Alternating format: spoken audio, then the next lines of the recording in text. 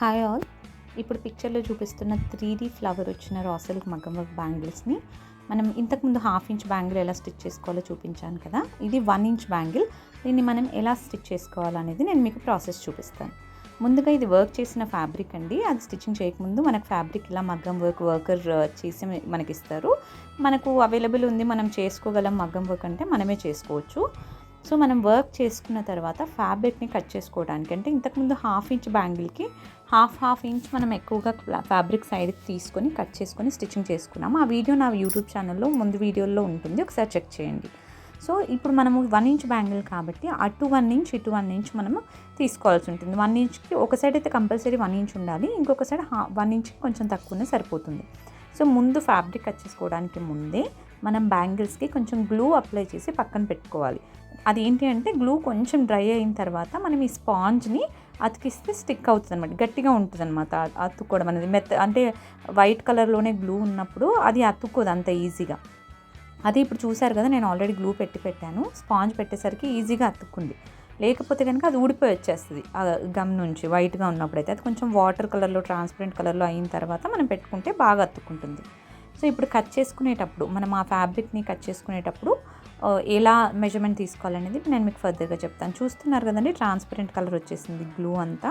So ఈ sponge కూడా నేను ఇంతకుముందు చెప్పాను ఎక్కడ దొరుకుతుంది, ఎలా ఉంటుంది అని. మనకు జనరల్గా బేగం బజార్లో, హైదరాబాద్లో అయితే కనుక బేగం బజార్లో షాప్స్లో దొరుకుతాయి ఆ స్పాంజెస్. సోఫాలు చేస్తారు కదా, ఆ సోఫాలు పరుపులు చేసే వాళ్ళ షాప్స్లో అవి దొరుకుతాయండి స్పాంజెస్. మనం జనరల్గా 1 ఇంచ్ బ్యాంగిల్ అంటే 2.4, 2.6, 2.8 సైజుని బట్టి మనము స్పాంజ్ సైజుని కట్ చేసుకోవాల్సి ఉంటుంది. ఏదైనా తక్కువైతే చిన్న చిన్న ముక్కలు కూడా మనం అంటించుకోవచ్చు, అది లోపలే వస్తుంది కాబట్టి ఏం పెద్దగా ప్రాబ్లం ఉండదు. కాకపోతే అది అతుక్కోవడం అనేది ఇంపార్టెంట్. దాన్ని అతుక్కునేటట్టు మనం ప్రాపర్గా ప్రెస్ చేసుకోవాల్సి ఉంటుంది, లేదంటే ముద్దలాగా అన్నీ ఒక దగ్గరకు వచ్చేస్తుంది స్పాంజ్ అంతా. సో ప్రాపర్గా కట్ చేసుకొని ఎక్స్ట్రా పక్కన ఏదైనా స్పాంజ్ ఉంటే దాన్ని మనం కట్ చేసేసుకోవాలి. లేకపోతే బ్యాంగిల్ షేప్ అనేది రౌండ్గా నీట్గా రాదు సైడ్లో కట్. సో అలా ఎక్స్ట్రా ఫ్యాబ్రిక్ని అది స్పాంజ్ని కట్ చేసుకొని పక్కన పెట్టేసుకోవాలి. అండ్ మిగిలిపోయిన ఈ ఫ్యాబ్రిక్ని కట్ చేసుకునేటప్పుడు మనం ఈ ఫ్యాబ్రిక్ని కట్ చేసేటప్పుడు ఒక సైడ్ తక్కువగా అండ్ ఇంకొక సైడ్ ఎక్కువగా, నేను ఇప్పుడు ఫర్దర్గా ముందొచ్చే క్లిప్పింగ్స్లో చూపిస్తాను. సో ఇలా మనం ఆ వర్క్ని మనం కట్ చేసుకోవాల్సి ఉంటుంది. ఫ్యాబ్రిక్ని నేను ఇప్పుడు వీడియోలో చూపిస్తున్నట్టుగా కట్ చేసుకోవాలి.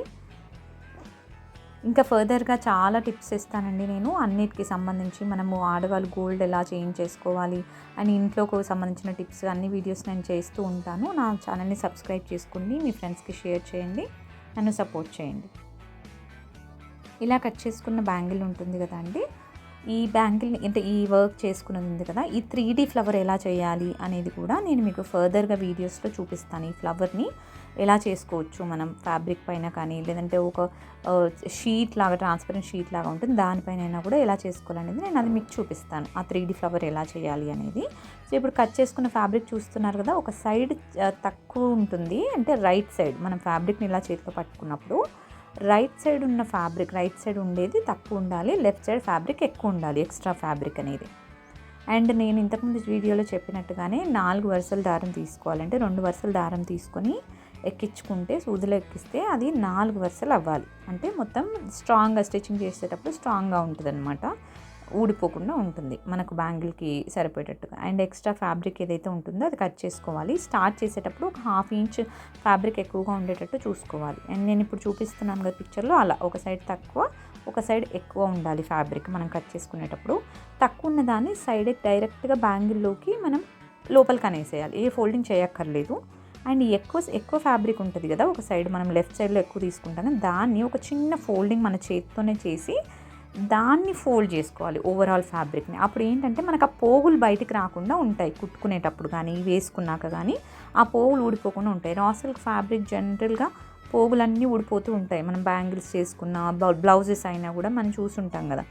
సో అలా, సో ఆ ఫోల్డ్ చేసుకున్న ఫ్యాబ్రిక్ దగ్గర నుంచి మనం సూదిని అనేది తీసుకోవాలి, నీడిల్ని. అలా తీసుకుంటే ఏంటంటే ఆ ముడి వేస్తాం కదా తాడు, మనము దారానికి, ఆ ముడి అనేది మనకు ఆ ఫ్యాబ్రిక్ కిందికి వెళ్ళిపోతుంది, అది బయటికి మనకు కనిపించదు. అప్పుడు నీట్ ఫినిషింగ్ అనేది కనిపిస్తుంది. అలా ప్రతిసారి మనం బ్యాంగిల్ స్టిచ్ చేసుకునేటప్పుడల్లా అలాగే ఫోల్డ్ చేసుకుంటూ ఒక ఫింగర్తో ఫోల్డింగ్ని పట్టుకొని ఇంకో ఫింగర్తో ఇక్కడ ఫోల్డ్ చేయని ఫ్యాబ్రిక్ని పట్టుకొని స్టిచ్ చేయాల్సి ఉంటుంది. దీనికి కొంచెం ప్రాక్టీస్ అవసరం పడుతుందండి. రెగ్యులర్గా చేస్తూ ఉంటే నీట్నెస్ అనేది వస్తుంది, ఆ గ్రిప్ కూడా మనకు వస్తుంది. లేకపోతే కొంచెం స్టార్టింగ్లో కొంచెం ట్రబుల్ ఉంటుంది, ఆ గ్రిప్ రాదు అంత ఈజీగా. బట్ రాను రాను మనకు మంచిగా సెట్ అయిపోతుంది. సో ఇప్పుడు కదలకుండా ఉంటుంది బ్యాంగిల్, చూసారు కదా, చాలా స్టిఫ్గా ఉంటుంది, స్ట్రాంగ్గా ఉంటుంది అనమాట, కదలకుండా ఉంటుంది. దాన్ని మొత్తం స్టిచ్చింగ్ మనం ఇలాగే కంప్లీట్ చేసుకొని, ఇదైతే జనరల్గా మెజర్మెంట్ చూసుకొని మనం చేసుకోవాల్సి ఉంటుంది, వర్క్ వేస్ట్ అవ్వకుండా చేసుకోవచ్చు. ఇప్పుడు చూడండి, కరెక్ట్గా మనం స్టిచ్చింగ్ చేస్తే ఫ్లవర్ అండ్ ఆ పక్కన లీవ్స్ షేప్లో ఉన్న వర్క్ మొత్తం అక్కడ దాకా కరెక్ట్గా వస్తుంది. మనం 2/8 సైజ్ బ్యాంగిల్ తీసుకున్నాం ఇప్పుడు, ఆ బ్యాంగిల్కి కరెక్ట్గా సరిపోతుంది. అలా మిగిలిన మొత్తం స్టిచ్చింగ్ అంతా కంప్లీట్ చేసుకోవాల్సి ఉంటుందండి. మనము మొత్తం లాస్ట్లో ఎండింగ్లో మాత్రం మనం మంచిగా ఫోల్డ్ చేసుకొని ఫినిషింగ్ చేసుకోవాల్సి ఉంటుంది. ఆ ఫినిషింగ్ కూడా నేను ఇంతకుముందు వీడియోలో కూడా చూపించాను. ఇప్పుడు మీకు ఆ కటింగ్ టెక్నిక్ చూపించడానికి నేను ఈ వీడియో చేశానండి. ఒక సైడ్ తక్కువ, ఒక సైడ్ ఎక్కువ తీసుకొని కట్ చేసుకుంటే మనకు ఫ్యాబ్రిక్ ఫోల్డింగ్కి ఈజీగా యూజ్ అవుతుంది. కొంతమంది ఏం చేస్తారంటే వర్క్ పక్క నుంచి కట్ చేస్తారు, అప్పుడు వాళ్ళకి కుట్టడానికి ప్లేస్ సరిపోదు, అండ్ కుట్టేటప్పుడు మొత్తం పోగులన్నీ దూరం అయిపోయి ఫ్యాబ్రిక్ చిరిగిపోయినట్టుగా అయిపోతుంది. అది మనకు డ్యూరబిలిటీ ఉండదు, అంటే బ్యాంగిల్ ఎక్కువ రోజులు రాదు. వేసుకునేటప్పుడు తీసేటప్పుడు అది మొత్తం బ్యాంగిల్ అంతా చిరిగిపోతూ ఉంటుంది, అప్పుడు వర్క్ వేస్ట్ అవుతుంది అండ్ మనం పెట్టిన ఎఫర్ట్స్ అన్నీ వేస్ట్ అయిపోతూ ఉంటాయి. ఇప్పుడు ఇలా వర్క్ ఉంది కదండి, ఈ బ్యాంగిల్ని మనం నెక్ పీస్ లాగా యూస్ చేస్తారు చాలామంది, ఈ వర్క్ని వేస్ట్ బెల్ట్ లాగా యూజ్ చేస్తారు. అవన్నీ ప్రాసెస్ నేను మీకు ఫర్దర్ వీడియోస్లో అన్నీ చెప్తూ ఉంటానండి. ఇప్పుడు చూడండి, ఫైనల్ బ్యాంగిల్స్ మనవి ఆఫ్టర్ స్టిచ్చింగ్ ఎంత బాగా వచ్చాయో. స్టిచ్చింగ్ కూడా పక్కన ఫ్యాబ్రిక్ ఎక్స్ట్రా ఏం కనిపించకుండా నీట్గా లుక్ అనేది చాలా చాలా చాలా బాగుంటుంది. ఫర్దర్ వీడియోస్ కోసం సబ్స్క్రైబ్ చేసుకోండి.